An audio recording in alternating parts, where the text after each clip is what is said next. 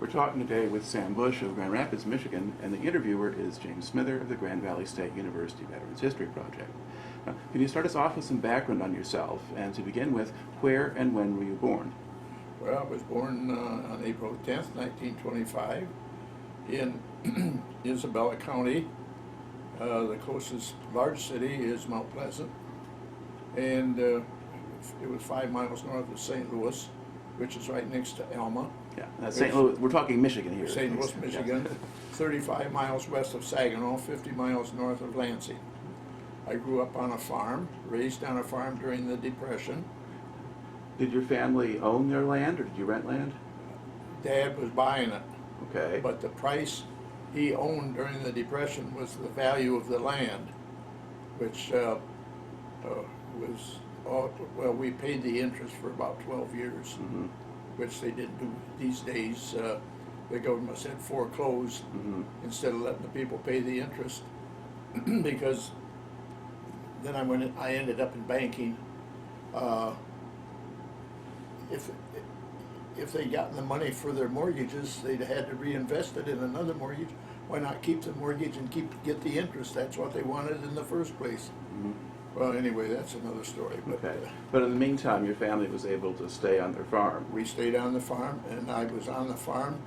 In fact, my dad got a job with the sugar company, local sugar company, the summer I was 16, and he left me to run the farm, 150 acres with a hired man that didn't know anything about farming, Okay. a small tractor and a team of colts.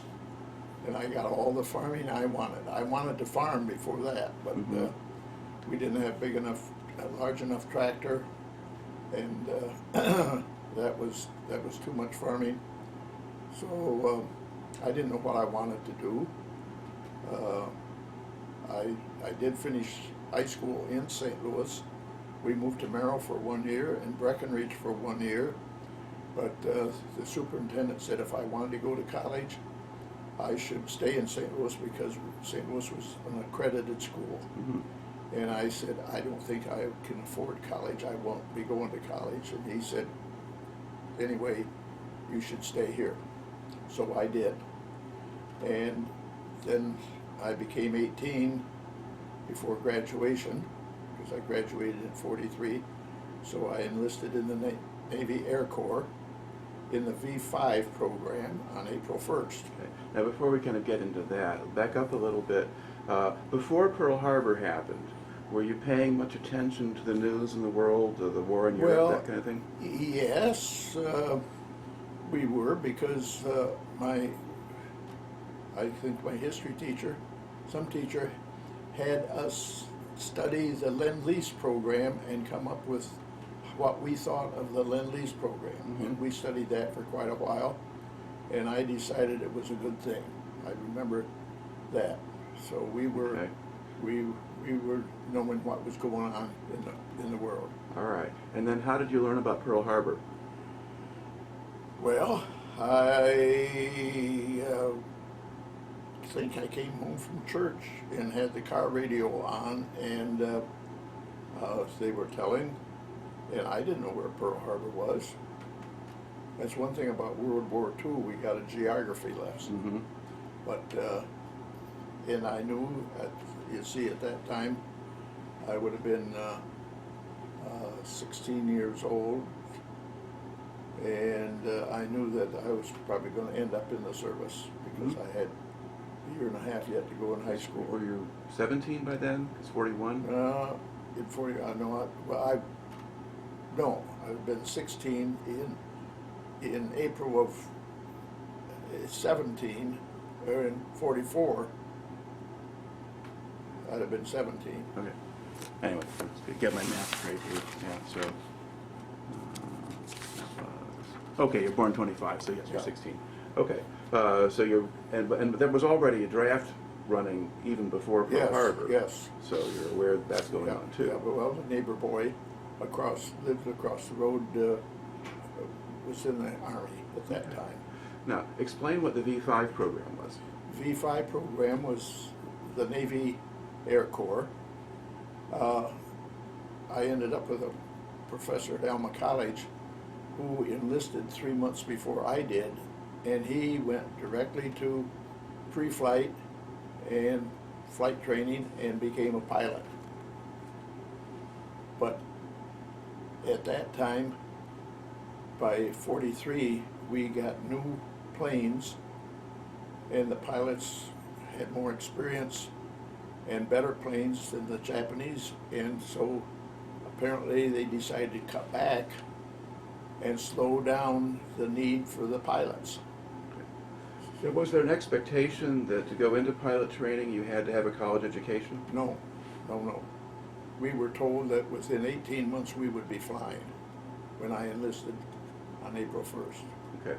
But then where did you start? Once you enlisted, where do you report to first? All right. I graduated from high school on the 3rd of June. And the 1st of July, I was at Dartmouth College in the V-12 program, Mm-hmm. which was, well, most of the fellows in that, the older fellows, I was a freshman, the older fellows became Navy officers on landing craft and so forth. Mm-hmm. But apparently the Navy decided they didn't know what to do with us. Then to slow down the program, we got a year's of college in 8 months. Mm-hmm. And instead of 15 or 16 credits, it was, well, with the physics lab, I think it was close to 21 credits. Okay. So if you dropped your pencil, you might flunk out. You always wanted an extra pencil. Okay. So how well did you do in that program? Well, I held my own. I found out that I could go to college, Mm-hmm. and if it hadn't been, because of that and the GI Bill of Rights, I got a college education. Mm-hmm. Doors were open to me because I'm white, which probably some blacks wouldn't have had that opportunity. And I was fortunate in that case. But so after Dartmouth, they really didn't know what to do. They sent us to an airport in Lynchburg, Virginia, which they called a ferry station. It was where the planes that were manufactured in Long Island were ferried across the state or across the country. Mm-hmm. And we were the first airport that they stopped in. And so we saw a lot of fighter planes, bombers and so forth. And they called it tarmac duty. And so that was interesting. So And then they sent us to what did you do in this tarmac duty? What was your job? Well, we just worked around with the staff. They allowed us to start the planes and warm them up, and to help the pilots park the planes. And we worked with the staff. Well, the staff was on lunch one day, and we were in the fire truck, and there was a grass fire, and I was the driver, and a guy finally found the siren, and we got the fire truck to the fire, but we didn't know how to operate it. That was when the commanding officer by the name of Jack London told the staff, if you leave and you put one of these guys in your position, you make sure they know what they're supposed to be doing. Mm-hmm. But anyway, we just worked around the airport. We were just extra helpers. In fact, I helped take a pilot out that crash landed, and he burned up, and I can smell that burnt flesh for a year after that. That's not pleasant. Were any of the pilots ferrying the planes women, or were they all men? They were all men. Okay. All men. All men. No, I don't think there were any women pilots at that time. There were, but with other places and so forth, but not where you were. No. Okay. No. So roughly, during what time period were you in Lynchburg? That would have been in the spring of 44. Okay. And then they sent us to we were at the airport in Long Island. for a short time, and in the Navy Yard only for a week or just transfer. Mhm. But they sent us to a Coast Guard boot camp for 2 weeks, and they got us to clean up the barracks that the civilians would come into in order for us to get a leave, a weekend pass. Mhm. And the admiral used his white glove, and he couldn't find any dirt, and he was so smart, he got his barracks cleaned, and all he had to give is us liberty, which we were entitled to. Right. Now, where was this? Where were you based in? That was in Sheepshead Bay in Brooklyn. Okay. And one day we were walking around and we went into the gymnasium, and here was a guy playing handball with wide shoulders and narrow hips in tights.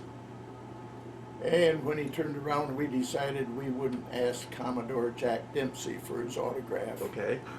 But that's how we saw him. But, anyway, we were there for 2 weeks, and then we eventually ended up in Rensselaer Polytech Institute for flight prep. That was a new deal, Mhm. which was very similar to what the previous people, the ones that went through flight training, got in pre-flight. Mhm. So we had 3 months of that. And that's where I met our physical training officer, was Johnny Vaught, who went back to Ole Miss as their football coach and their athletic director for years. He was a gentleman. He was one of the finest men I ever knew.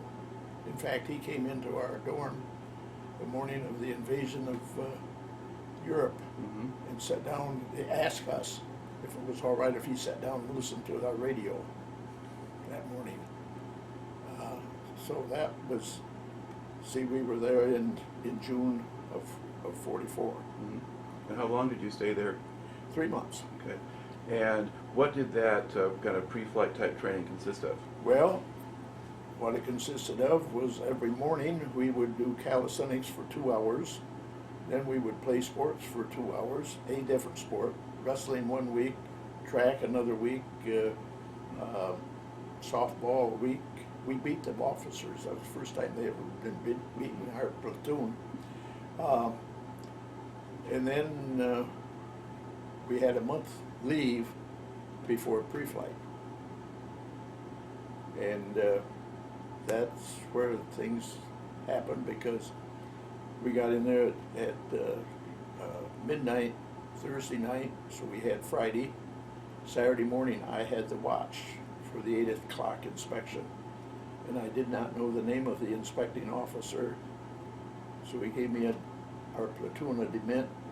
My lieutenant blew his top, and a month later I had another flight physical, which I just had before we got there. Mm-hmm. And my depth perception, according to them, was way off. You're out of here. And they always told us, well, in Troy, Rensselaer Polytech, they told us that every 90 days, a third of us would be out of the program. Right. They were cutting back. They didn't need us, you see. Well, I found out that how they were doing it, by false physicals. And they always told us that if we got our navigation, they'd make a pilot out of us. Mm-hmm. Well, my roommate and I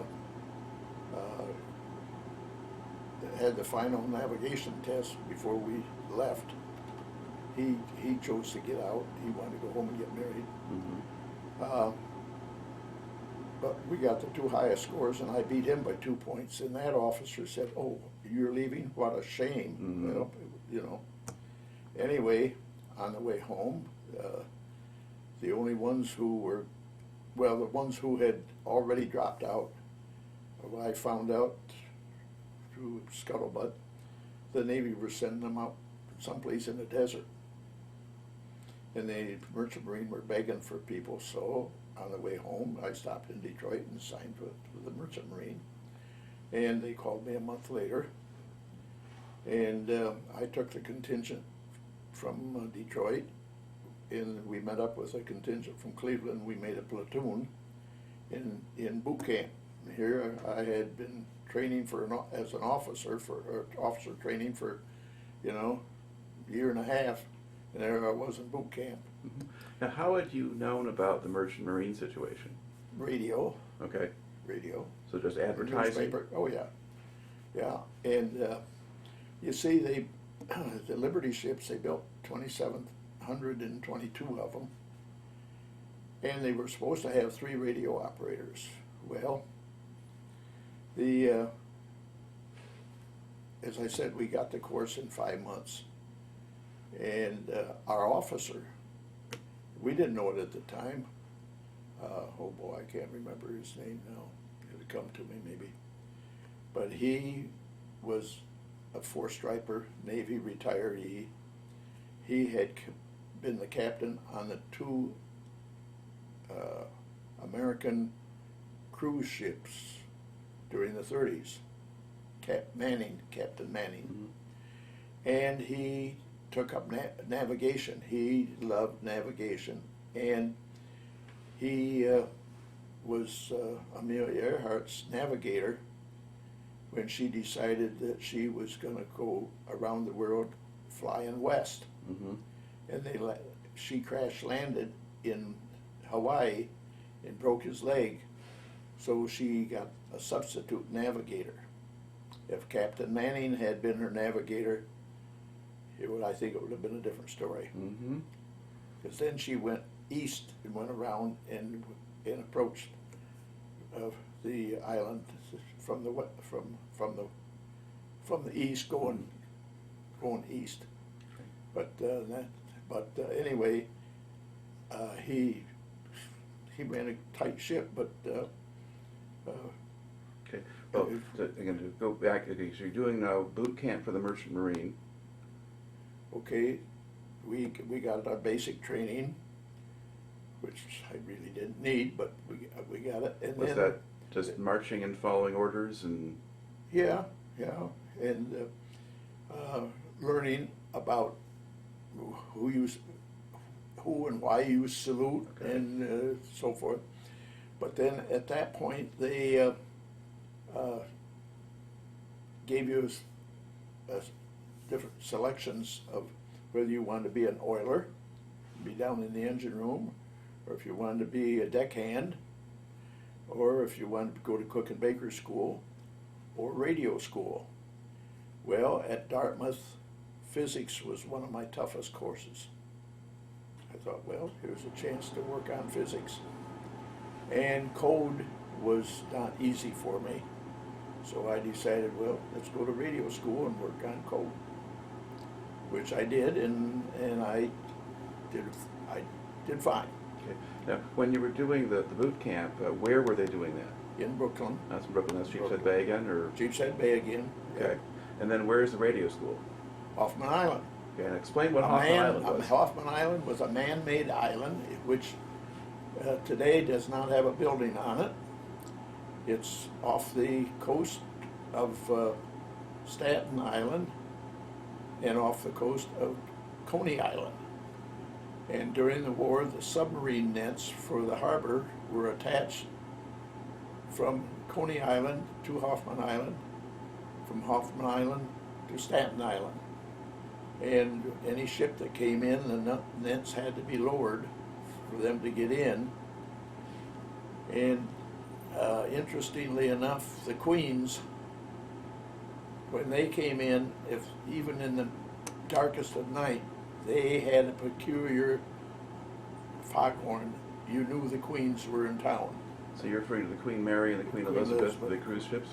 Yep. You knew the Queens were in town.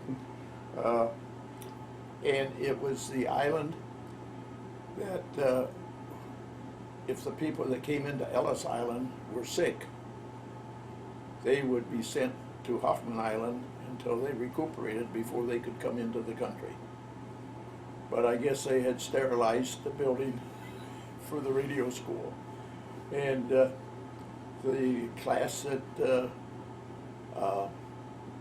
preceded me, by that time we had our officers' uniforms, and he was ready to leave that Saturday morning, and he said, "Oh dear, my other white shirt is in the cleaners, or in the laundry, and they're closed today, and I only have one white shirt." And I said, "Paul, what size is your shirt?" And he told me, and it was the same size as mine. And I said, "Well, give me your laundry slip, and I'll trade you, and I'll give you my extra shirt." Mm-hmm. Well, that suited him fine. I didn't know where he was going, and I selected Seattle because my brother was out there in the Army, and I thought, well, probably take a month to get a ship, and that's where I end up.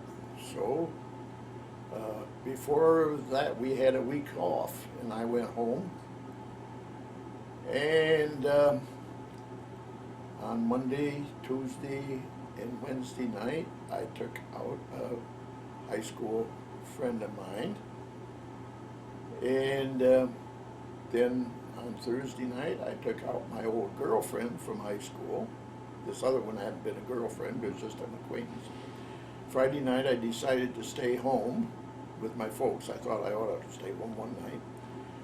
Saturday night, I went to a so-called friend's party and met my wife. Well, her sister told her to come home and get me, and we started dancing, and I couldn't get her out of the car until 4 o'clock in the morning because she was making plans, and we've been married 68 years, but she had to wait while I shipped out. Okay. I ought to back up a little bit. So that, okay. Go back to Hoffman Island now. What was that training program like? What were you doing? Well, we were learning radio, how it functioned, how it worked, how to repair, because when you're out in the middle of and we had a bunch of batteries that we had to check every day, because if the generator went off, we had to have power for our radio. We had to learn how to repair a typewriter because all messages were to be typed out. Our log was to be typed, and the keyboard at that time is like the keyboards on the computers now. It has a 1 up there. Mm-hmm. Well, in high school I took typing, and 1 was L. So you know, you had to work on it in order to do the typing, because the coded messages were sent in numbers. Mm-hmm. And that's another story about the code book. But those messages, they had coded messages. Now the weather messages, they were in English, and Mm-hmm. and anything that wasn't important could be in English. But if there was anything that was coded, it was all numbers. So you know, anyway, as I said, it was an accelerated course. One day or 1 week, we had a fellow from Brooklyn that started talking about quails. And we all looked at each other, but we were copying down as he was talking, and nothing made sense until at the end of the day he wrote C-O-I-L. Yes, coils.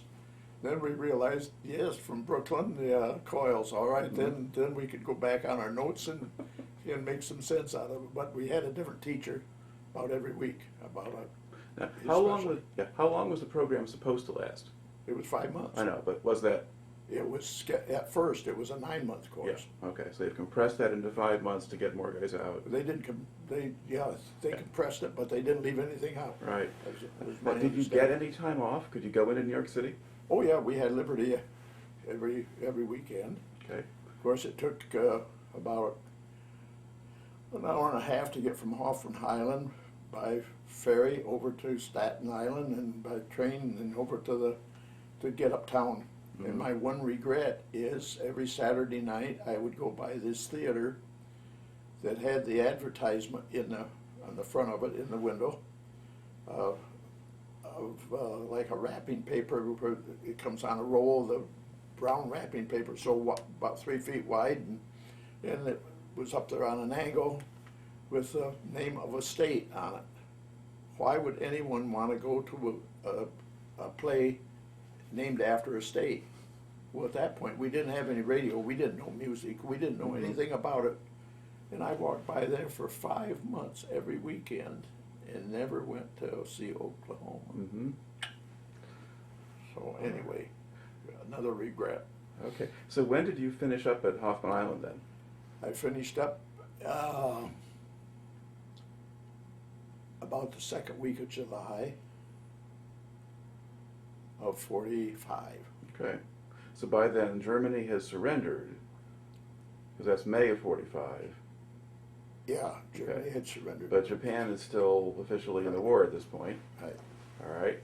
Now, one reason I joined the Merchant Marine is because Roosevelt did nationalize the Merchant Marine because it was unionized, and the unions wouldn't let him. There were people sailing that were underage, because if you could swab a deck and steer, deckhand, you could sail.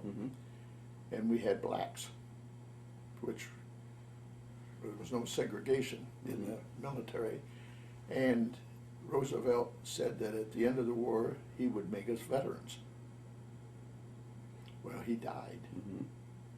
And Harry, being an Army man, and for some reason other, the military did not like the Merchant Marine. I don't know. Well, one of the reasons probably is if a mariner made a trip, he'd back home, and he didn't have to go right back out. He could be home for a little bit. And they always said we were extra paid, but it was proven that for the same rank and rating in the military, the wages were about the same. Anyway, Harry didn't do anything. It took 40 years before we got veteran status. Okay. So now, to go back to your story, you had gone home, you had met your wife, and then it's on to the West Coast? Went to the West Coast, got out there, and of course you had to go to Union Hall. And they said, well, we have a ship for you. So 3 days later, we shipped out. And as I went aboard ship, the second day we were there to sign on, I said now, as a second radio officer, I said, is the chief experienced? Oh yes, he has a lot of experience. Well, I got out to the ship and went in to sign the articles, and there was Paul, who had my shirt. So he was ashore that day, and when he came ashore, the first thing I said is, Paul, do you want to trade shirts, or are you satisfied? Anyway, we got along fine, although his problem was he got continuously seasick on any kind of waves. And anyway, we had a good relationship. Now, what was the name of the ship you were on? That was a Heber M. Creel. Right. Got that. Well, yeah, but I want that on tape, so you're saying it. Okay, So. Heber M. Creel. All right. And what kind of ship was that? that was a Liberty ship. Okay. And we had a load of lumber. We took the lumber, we were halfway across the Pacific when they dropped the bomb. So we were probably just north of the Marshall Islands, or in that area when the bomb was dropped.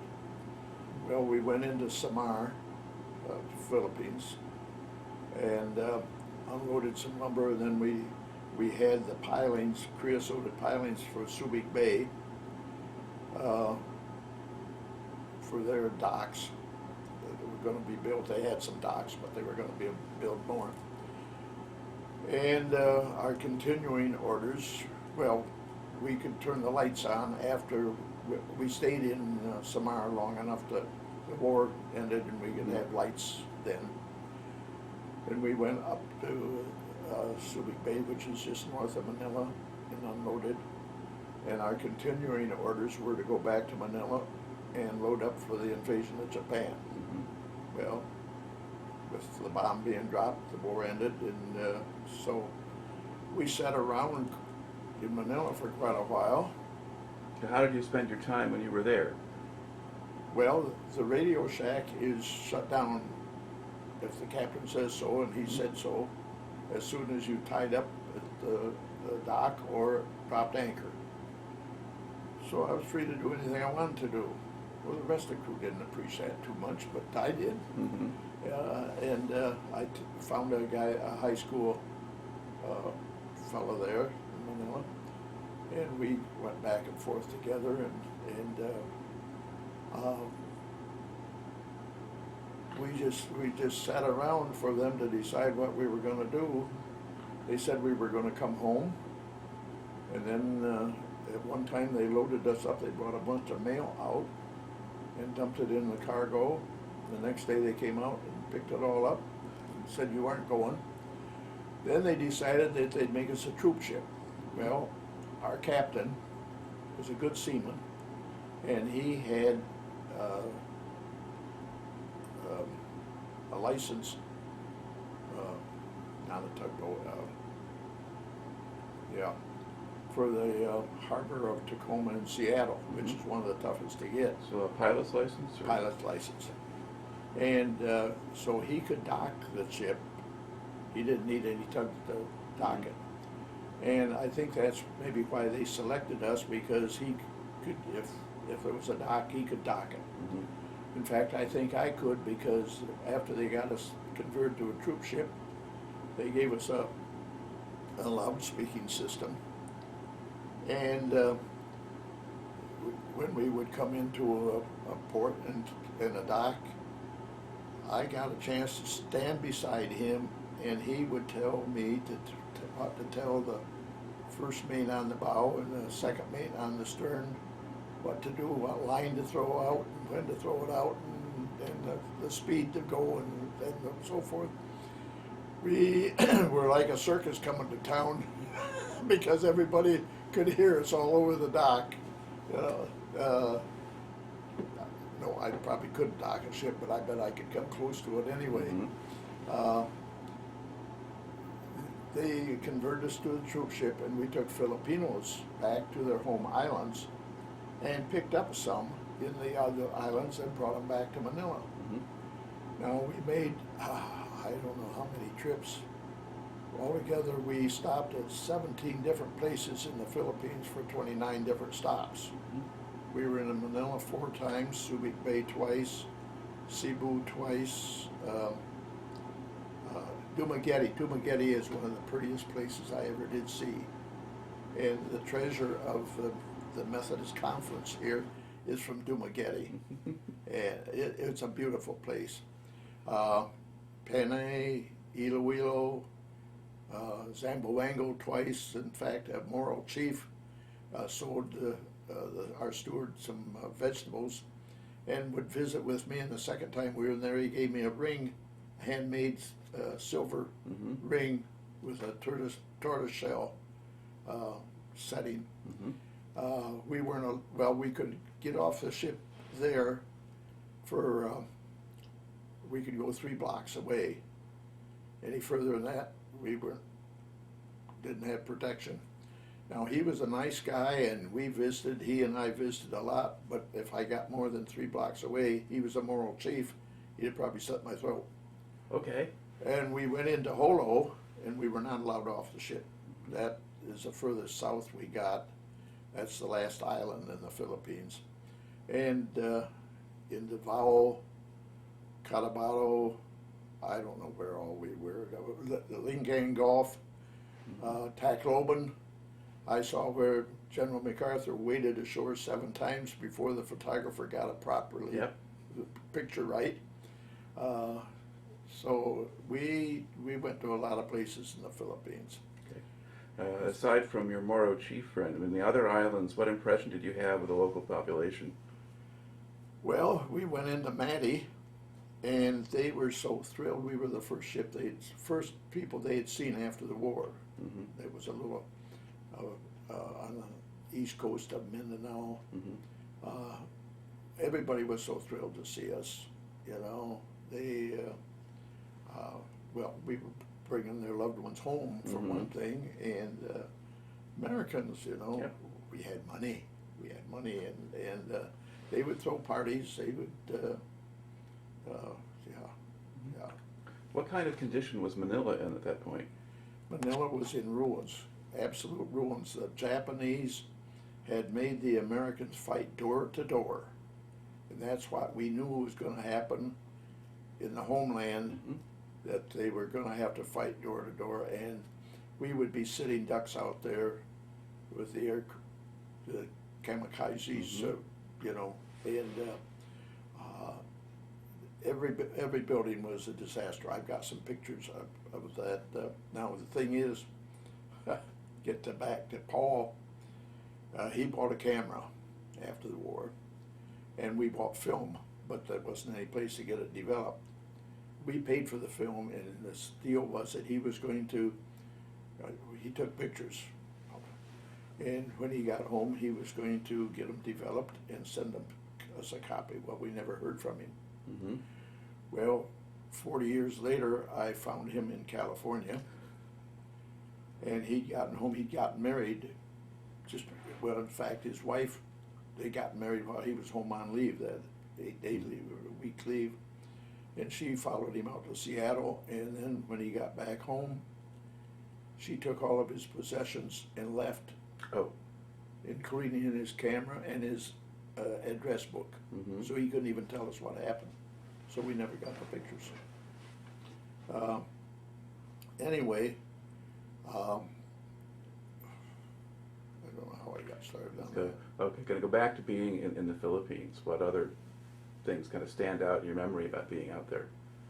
Well, poverty. You know, they lived in houses on stilts with pigs and banny chickens underneath, and the scraps would go through the floor, and that's the way those Mm-hmm. were fed. As I say, Manila was completely destroyed, except the hotel. The hotel was still there. I was there on July the 4th of 46 when they got their independence. Mm-hmm. I got about 70 yards from General MacArthur. Now there's a dentist here, Ray Stevens, Mm-hmm. who came in on the cruiser. He was the dentist for the cruiser, light cruiser, I guess. Anyway, the admiral that came in asked him if he had his white dress uniforms, and he did, so he was part of the party. He got a chance to be with MacArthur and at the hotel and the banquet and all that. I got a chance to be out in the crowd. Mm-hmm. But anyway, that was quite a celebration.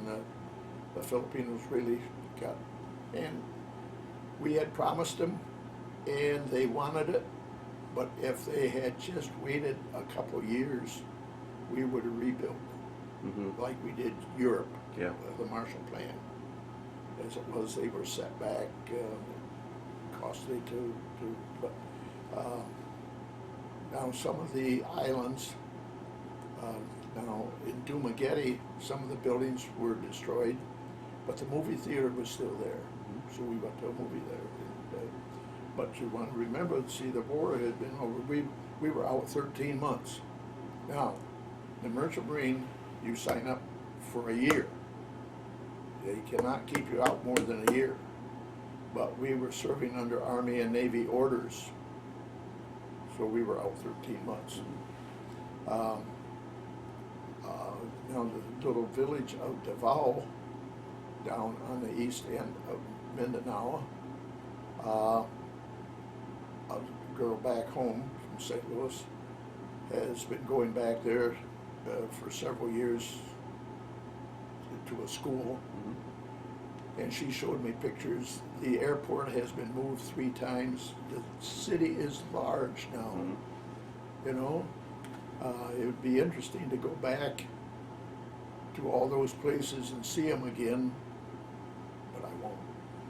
But they gave us the Higgins boat, which is the small landing craft that would hold a Jeep or 20 men. And because some of the ports didn't have docks, and we had, so since I didn't have anything to do, and since I was the junior radio officer, I got a chance to run that for when we were in Manila for the Liberty Party.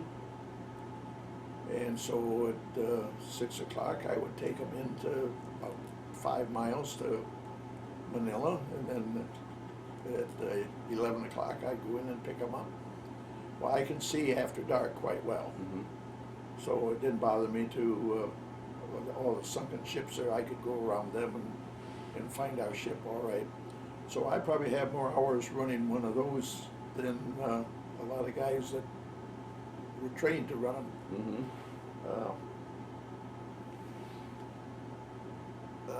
But you see, as soon as the lines left the dock in Tacoma, the captain, you had to do what the captain said. But if he ordered you to do something, you put it in the log, and he signs the log, and you're taken care of. Mm-hmm. So, but we had, well, and then when we did start home, they had long tom, the cannons without the barrels. Okay.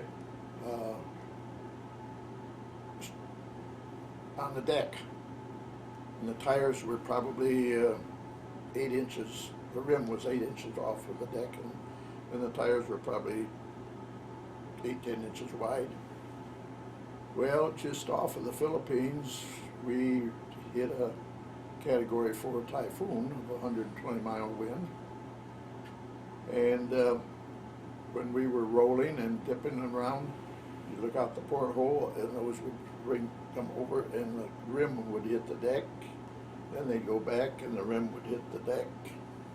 But the chief mate had done a good job of securing them. They all stayed secured. This went on for 3 days, and Paul was sicker than a dog. The captain wanted a weather report every 2 hours. So every 2 hours, I got a weather report for 3 days. I didn't get much sleep. And our food during that time was cold cut sandwiches and coffee. Mm-hmm. And I think Merchant Marine coffee, I don't think they ever changed the grounds. They just added some fresh ones once in a while. But it was coffee. We had good food, except the captain gave so much away for every time we got into port where he could get a Jeep or a woman, he'd give away some of our food. Mm-hmm. So coming home, it'd take a month to come when you're doing 10 or 11 knots. And coming home, we had hamburger one day and liver and onions the next day. Mm-hmm. And halfway home, we ran out of hamburger. I do not eat liver and onions anymore. How long did the trip across the ocean take now after 30 the war? days. Okay. 30 days to go out and 30 days to come back.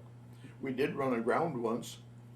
Ole was he was a Swede, and the second mate told him the degree, and he answered, and the mate thought that's what he said, but he didn't.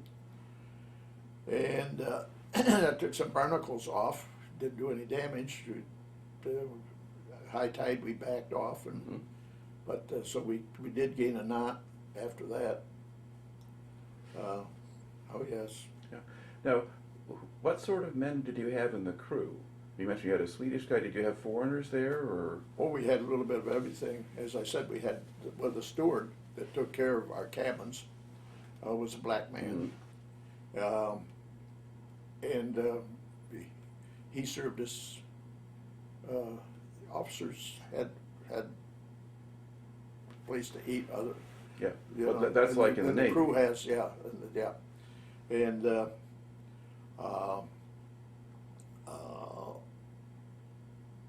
now the chief engineer was an old man. He was probably in his 60s. And then the first and second engineer, they were younger, but they might have been too old for the military, or the Navy, I mean. In the same way with the captain, he was a retired three-striper. Mm-hmm. And then the first mate and the second mate and the third mate, they were, well, the third mate became the second mate. He was a professional seaman. The first mate was from Iowa, so he was one of us that, you know, had to be trained. I don't know where he got his training, but he was well trained. The purser was a Harvard man. He'd gone to Harvard for 2 years. And then there was other radio officer and myself. And what about the crew? Well, the crew, well, they were just an average group of people, blue-collared people, you know. Probably. Were they all Americans, or were they from other countries? Most of them were Americans, yeah. Most of them were Americans, yeah. I don't think we had any real, well, Ole was a Swede, but he was an American. Okay. You know, yeah. But they were the run of the mill. Probably, some of them probably didn't even have a high school education, but they knew their job. They were trained, and they, you know, if they worked in the engine room, they knew what they were doing, and they could take orders and they could do their job. And it's the same way with the deckhands. They knew how to steer the ship. In fact, they let me do it for a couple hours one day. That wasn't in the log. They didn't put it in the log. The sea was calm and. Right. Now, during the typhoon, did you at some point wonder if you were going to get out of it, or did you just trust the captain? Or Well, we didn't lose power. In a typhoon, you keep the bow into the waves. We had waves as high as Manor, we were 50, 60 feet high. And we rolled. And we would go in under a wave, and the screw would come out. And then when you came back up, you wondered if you were going to come back up, but you come back up, and when that screw hit, then the whole ship would just shake. And we had a good ship. We had a good ship. Well, we had rubber suits, and those were out on our bunks, and our life jackets were out on the bunks. But we knew good and well that if we sank, being on a life raft or a lifeboat with waves that high, you weren't going to survive anyway. But there was no concern. You just knew that if everything went right, you were going to survive, and if it didn't, you weren't going to make it. But you had a job to do, and I don't think no one panicked. You know, just felt that the old ship was, well, there was at radio school, they had a sign up, the sea is good to a good ship, and the ship is as good as her crew. And you kind of live by that, if everybody does their job. Now this ship that sunk here a couple months ago, they lost power. Why, I don't know, or what happened, or what, anything. But if you can keep your power, you can keep the bow into the waves, and that's why the captain wanted a weather report. Every 2 hours, he wanted to know which direction that wind was coming from next. So when he would go up on the bridge, or go into the bridge, the bridge was on the same floor, the same deck we were on. But he wanted to the mates, the first, second, third mate, to know what he wanted and what to watch out for and so forth. Yeah, yeah. The when I heard that that ship was unaccounted for and that they had radioed that they'd lost power, I knew they were in trouble. Mm-hmm. They would see Halsey, Bull Halsey, was supposed to meet up with General MacArthur on the invasion of the Philippines. Mm-hmm. And he went through a typhoon, and he was so bullheaded, he didn't change course into the wind, and he lost 2 or 3 destroyers because they rolled too far. Mm-hmm.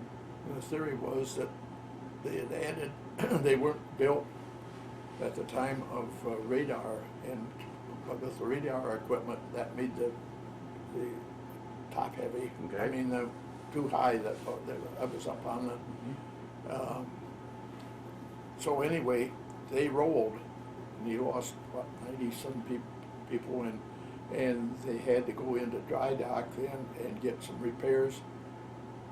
So he lost 90 days on the invasion, where if he hadn't been so bullheaded and gone into the waves, maybe he had lost a week. Mm-hmm.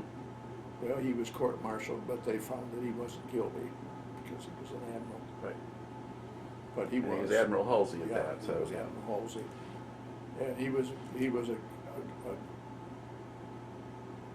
well, he wasn't a good seaman. Let's put it that way. Mm-hmm. He had a lot of ability, but it shouldn't have happened. Right. Shouldn't have happened. Okay. Now to go back, so when do you get back to the States? I got back in August of '46 And where did you land? in San Francisco, Okay.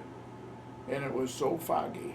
I don't know how the pilot found us out there to bring us in, but all of a sudden we looked up and there was the Golden Gate Bridge, and we were going under it, and we anchored just off of Fisherman's Wharf.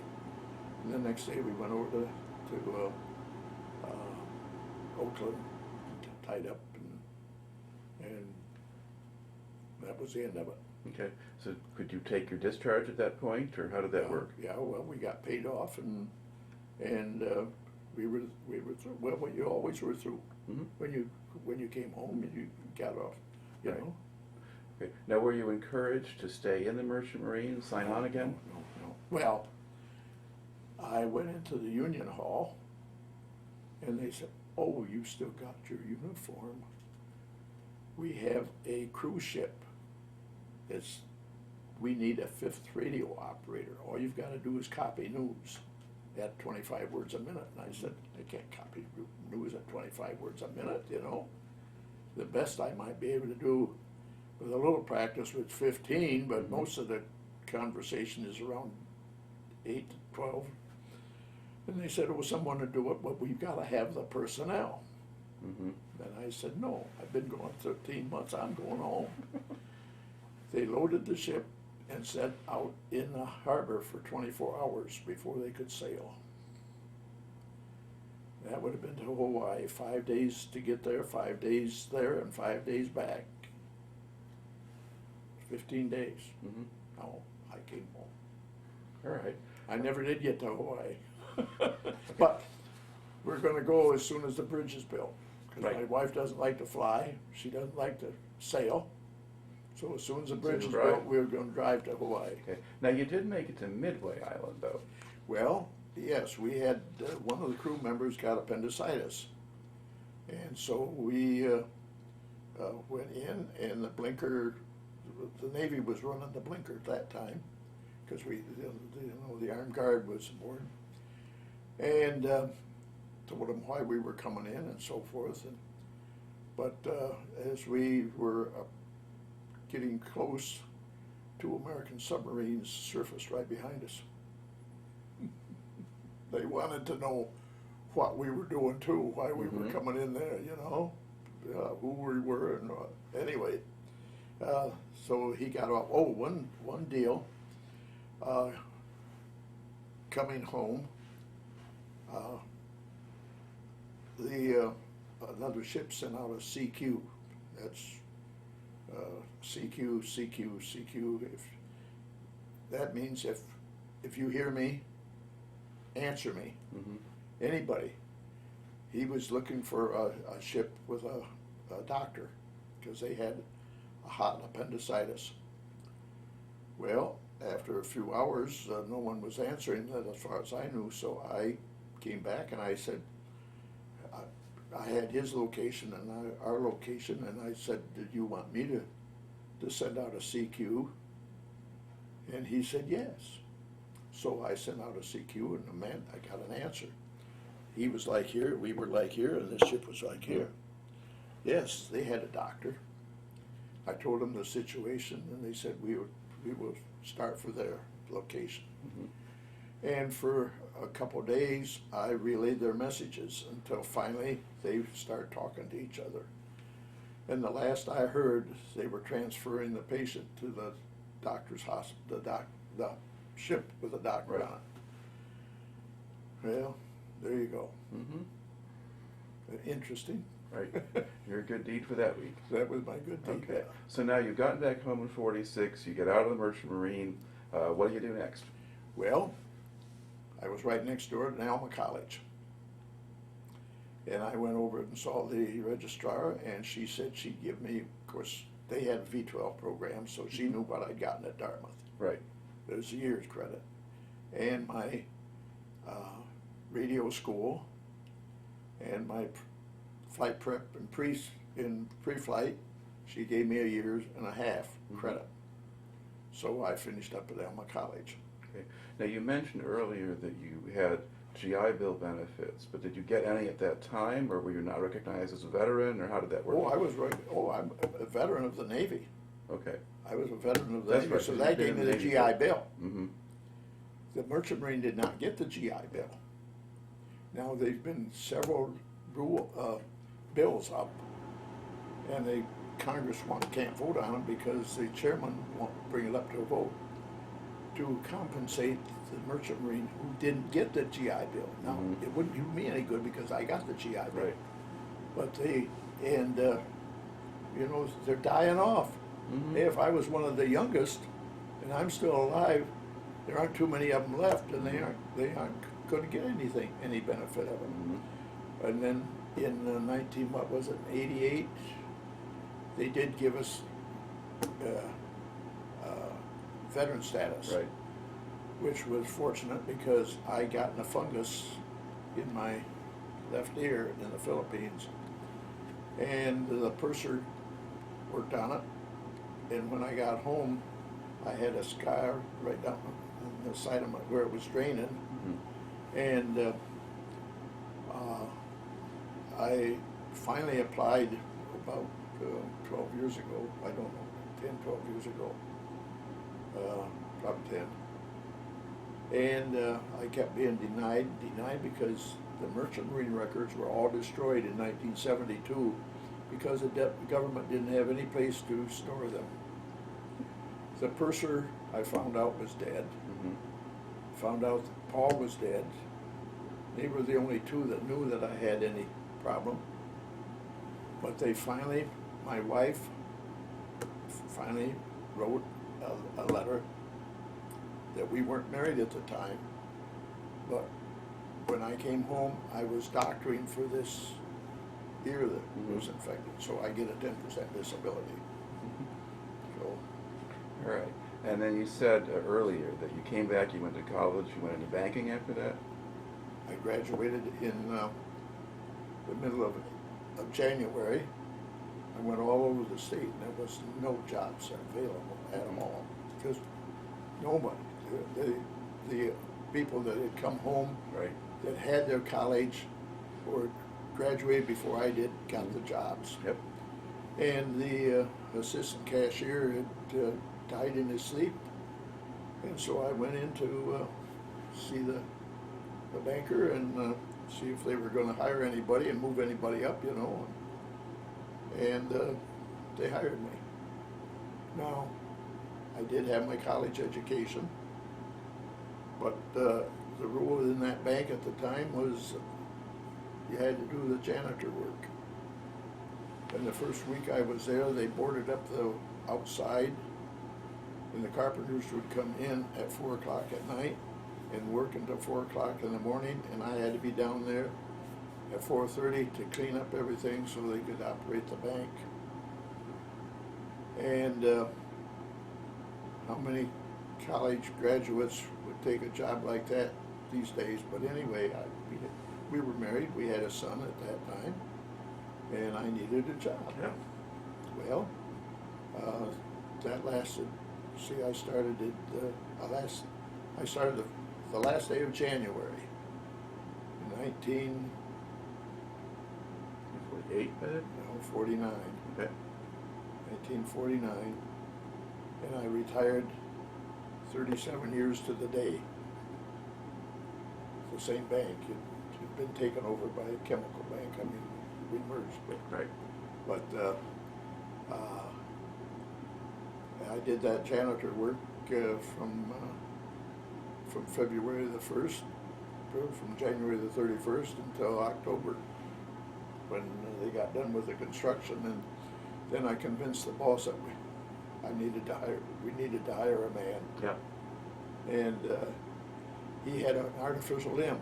He'd lost his leg in a mine accident in Russia, and he lived there and had a family, and one day the boss said, "You're going to lose your custodian." And I said, "Why?"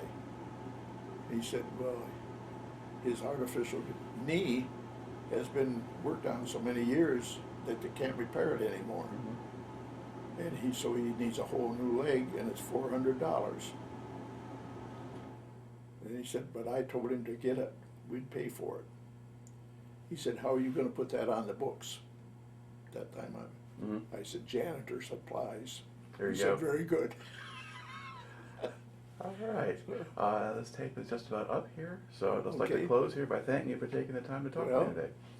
That's what happens to people who aren't in combat. Mm-hmm.